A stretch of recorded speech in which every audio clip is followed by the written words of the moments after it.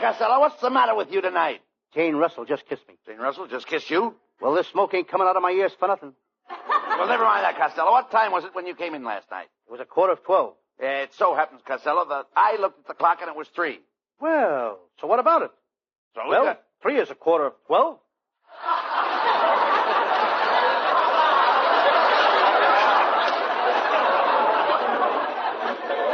anyhow, did you have a good time at the party? Good time. Why, Abbott, they treated me like a king. Well, it's one of those high-class society affairs, you know, where they give you all to eat. And all to eat. The little crackers and sardines, that's what they give you. Little crackers and sardines. Costello, they were hors d'oeuvres. Well, I should have... They were what? They were hors d'oeuvres, hors d'oeuvres. How do you like that? They tasted just like sardines to me. Costello, you're getting more stupid every day. I've tried to improve your mind, but I just can't seem to get anywhere. Why don't you face it, Abbott, and admit that you're a failure? Skip it. Skip it? Yes. Now, wait a minute. Who'd you go to the party with, Susan Miller? Oh, no. Susan and I had a fight. Well, you should be ashamed of yourself fighting with a lovely girl like Susan Miller. What started the fight? Well, Susan caught me cheating at cards. She catch you with an ace up your sleeve? No, with a queen on my lap. Costello, look, come here. Where have you been?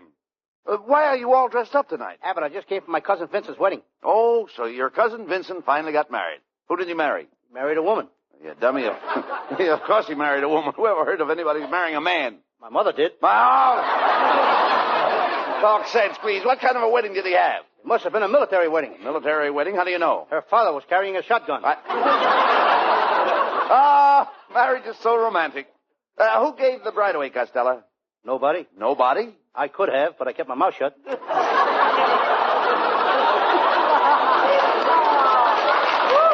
No, Costello. Who led her down the aisle? Nobody let her. She knew the way, blindfolded. Look, Costello, somebody had to lead her down the aisle to meet her spouse. To meet her what? Her spouse. Vincent is a spouse. Just a minute, Abbott. You can't call Vincent a spouse. She never touches her stuff. Okay. Then we'll say that Vincent was a groom. That's better. He was a groom before he was married. How could he be a groom before he got married? He worked in a livery stable. That's a horse on you. Oh, skip it.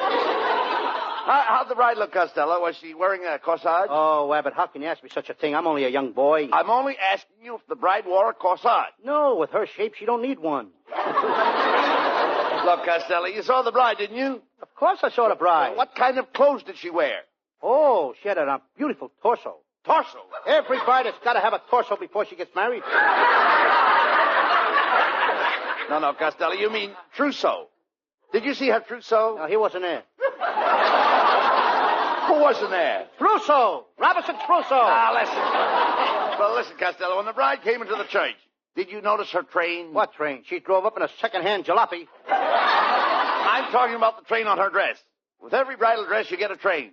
What store's giving those away? I bought a suit once and got a baseball bat and a catcher's mitt, but I never got a train. Costello, will you please listen? When the bride walked into the church, was she dragging anything behind her? My cousin Vincent. I'm talking about her dress. Did you see that long white piece of goods hanging from her dress? Oh, yes, sir. I saw that. That was her train. Oh, I tripped over that thing and tore it off. You tore off a train? How did the bride look without a train? She looked like a late freight with a loose caboose.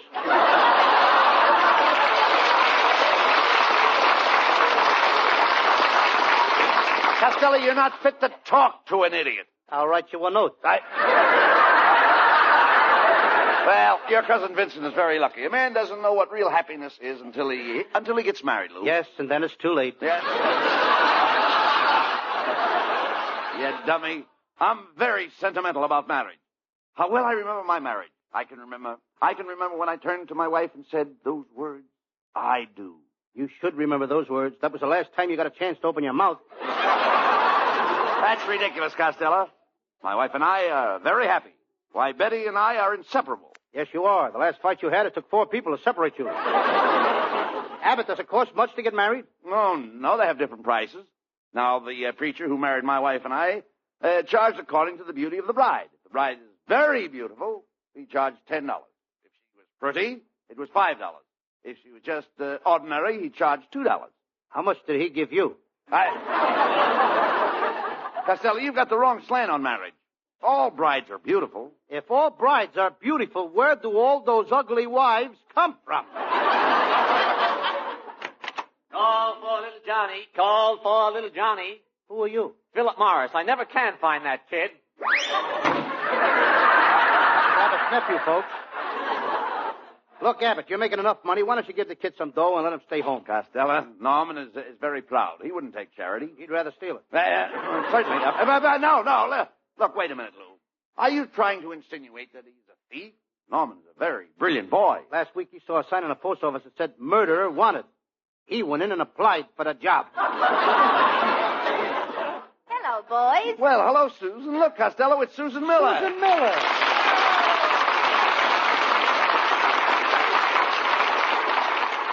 Oh, Susan. Why didn't you show up for our date last night? Oh, I couldn't, Costello. We've had sickness in our house. The fireplace caught virus X. Now, how could your fireplace catch virus X? Why not? It's already got the flu. Get it? Fireplace. Same writers we got. Susan, you're getting to sound more like Milton Berle's mother every day. Why don't you invite Costello to your party next Sunday afternoon? Oh, that's a good idea. Costello, you can be Cupid. Wear three-cornered pants and carry a bow and arrow. Oh, Susan, I couldn't do that. Why not? Oh, how would it look for a guy my age to be carrying a bow and arrow? I'm going to the party, Costello. I'm going as Simple Al. Oh, don't you mean Simple Simon? Abbott's so simple he can't spell Simon. Oh, you shouldn't talk that way about Abbott. He's very romantic. And he's quite a hand with the ladies at a party. Oh, no, he ain't. He's too slow. We went to a party last Saturday. Before Abbott got around to asking the girl for a kiss, I already had my face slapped 3 times.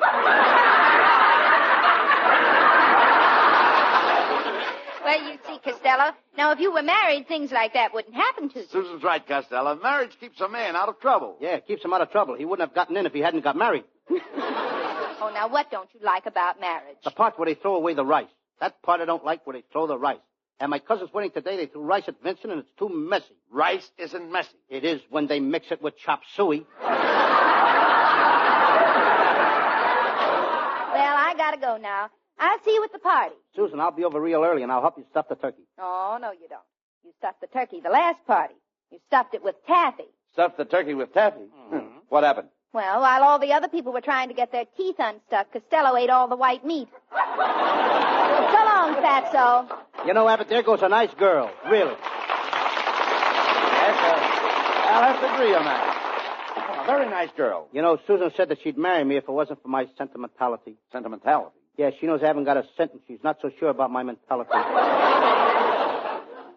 Susan would marry you all right, Costello, if you were in business and making money, you know. Oh, Abbott, what kind of business could I go in? Well, it's leap year and it's spring. You know, I think we could make a fortune if we open a matrimonial bureau. There's a lot of money arranging weddings for people. Not me, Abbott. I'm not going to be responsible for sticking guys with mother-in-laws.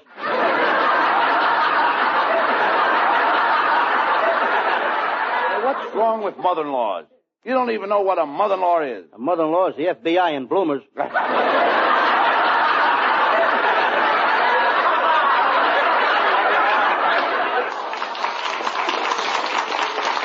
Well, it's easy to see you know nothing about matrimonial bureau. Well, I do, too. Last summer I worked in a matrimonial bureau. I was in the travel department. I arranged places for happy couples to go on their honeymoon. You did? And I only made one mistake.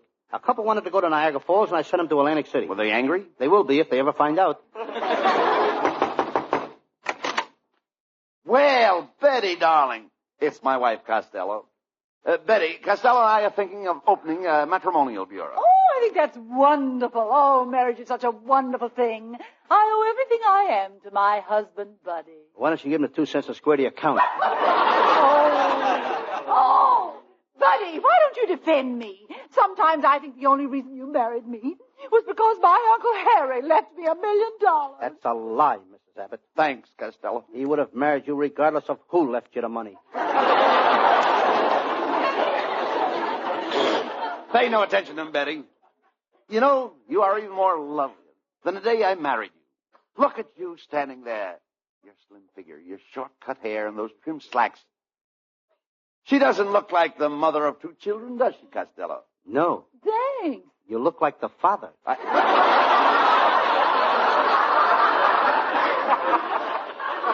Costello, I'll have you know that my wife still wears a size 6 Isn't that a pretty big shoe for a woman? Why, you bloated blubberhead. You're built like a tub. You ought to wear a girdle.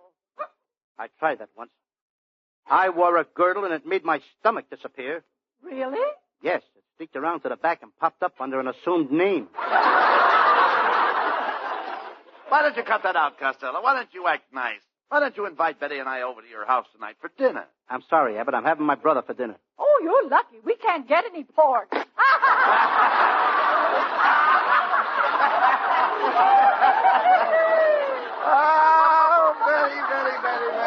Betty. Oh, Betty, you certainly sneaked that one in on him. Oh, you're always sneaking them in on him. No, you're always sneaking them on him. Ladies and gentlemen, you have just heard from a pair of old sneakers.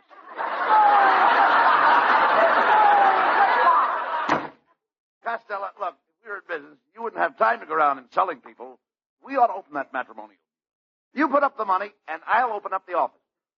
Oh, no, you don't. Oh, all right, I figured that. I'll open the office, and you put up the money. Well, that's better. All right. Wait a minute. That's the same thing. Well, I've got the place, the office all picked out. All I want you to do is to go around and grab some customers that want to get married. Okay, I'll grab Jane Russell. You can grab Jane Russell. Jane Russell is already married. You grab what you like, and I'll grab what I like. Costello, how's it feel to be in business? Here we are in our own office, the Abbott and Costello Matrimonial Bureau. Now, remember, we want to try and get my oldest sister married as soon as possible. Now, there's her picture. That's her picture? Yeah, but she's got red curly hair. What's wrong with that? Lots of girls have red curly hair. Growing out of their ears? Answer that, Costello. That may be a custom. Abbott and Costello Matrimonial Agency. Be brief. I just got my penny in the payphone. Penny? You're supposed to drop in a nickel in the phone. Well, I'm calling from a thrifty drugstore. What can I do for you? Well, I've got to have a wife. I've simply got to have a wife. I've got $2 million. If you get me a wife, I'll give her $1 million, and I'll give you $1 million for your fee. $1 million for me?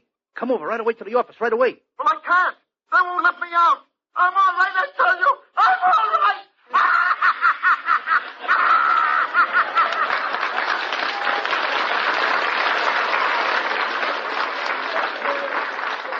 Ladies and gentlemen, to Mr. Harry Brown goes the Oscar for the show tonight.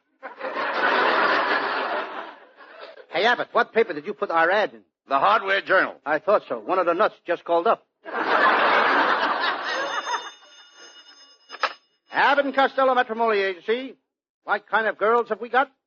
We got girls in frills and girls in laces, arsenic and old faces, girls who sing and girls who dance yet, girls who never had a chance yet, big girls, small girls, everyone spectacular, short girls, tall girls, and Abbott's sister who looks like Dracula. I think I run Harry Brown a close second. How do you do, gentlemen? I'm from the Marriage License Bureau. I understand you two are running a matrimonial bureau. Mr. Costello, do you understand the laws governing marriage? I do. And Mr. Abbott, do you understand the laws governing marriage? I do. I now pronounce you man and wife. That'll be $5, please.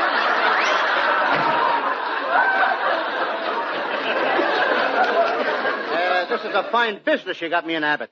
I can't understand why we ain't got no customers coming in. I put an ad in the Valley Times this morning. How did the ad read? It says, man with bottle of gin would like to meet lady with bottle of olives. Object, martinis. Not martinis, matrimony. Ho, Abbott. Maybe we could find a husband for my cousin Mary Bozzo. She had a very tragic life. Her first husband was hanged. Her second husband was hanged. Her third husband was hanged. And her fourth husband was hanged. And she wants to get married again? Yes, she's just getting the hang of it. Abbott, maybe we could find a wife for me. Well, what kind of a girl would you want? She must have gorgeous blonde hair, a lovely figure, and a beautiful face, and $1 million. And a girl with all that would have to be nuts to marry you. And she can be nuts, too. Hiya, fellas. How's the new matrimonial agency? Well, it's our band leader, Matty Malnick.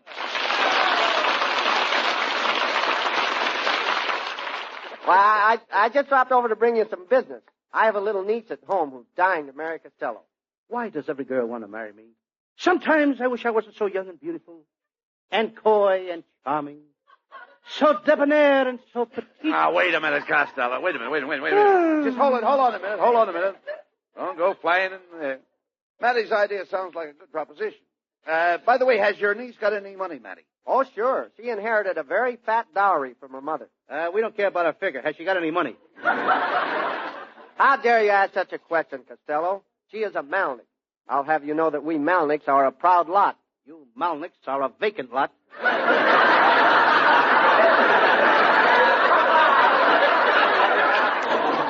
Now, Costello, take it easy. Are you really serious, Matty, about your niece wanting to marry Costello? Yes, I am. Last night, my little niece was sitting on the floor playing with her toys. And she looked up at me and said, "That Lou Costello is the sweetest boy, and I'd like to marry him." Oh, now, isn't that cute? How old is she? 57. Look, Matty, Costello doesn't want to get married, but we'll be glad to find a husband for your niece. That's wonderful, Bud. She's right out in your waiting room. Shall I bring her in? You better wheel her in. Poinciana, will you step in here? Here she comes on the run. She doesn't run very good. Maybe she needs a grease job. Quiet, Costello. How do you do, Miss, The full name is Poinciana Pigeon-Pigeon. What's the hyphen for? That's for the pigeon to sit on.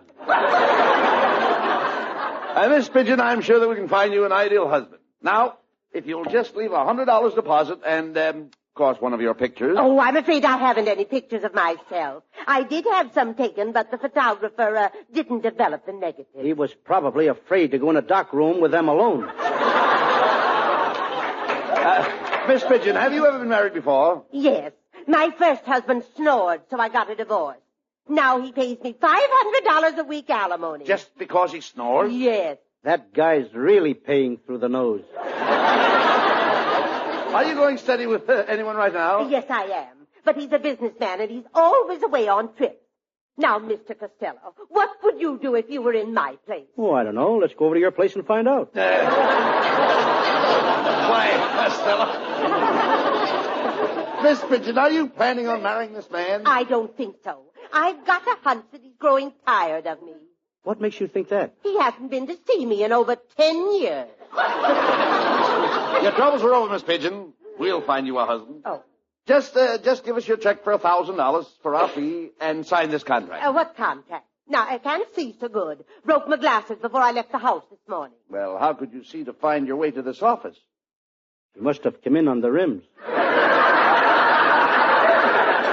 Quiet, Costello, quiet. This woman is a customer. Let me handle her.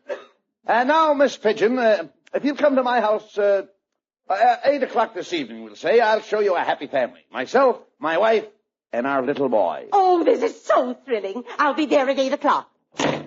Abbott, why did you tell that woman you had a little boy? You haven't got a little boy. Well, Costello, we've got to put this deal over. I'll have a little boy by 8 o'clock tonight. Don't worry. Abbott, now I'm convinced that does everything.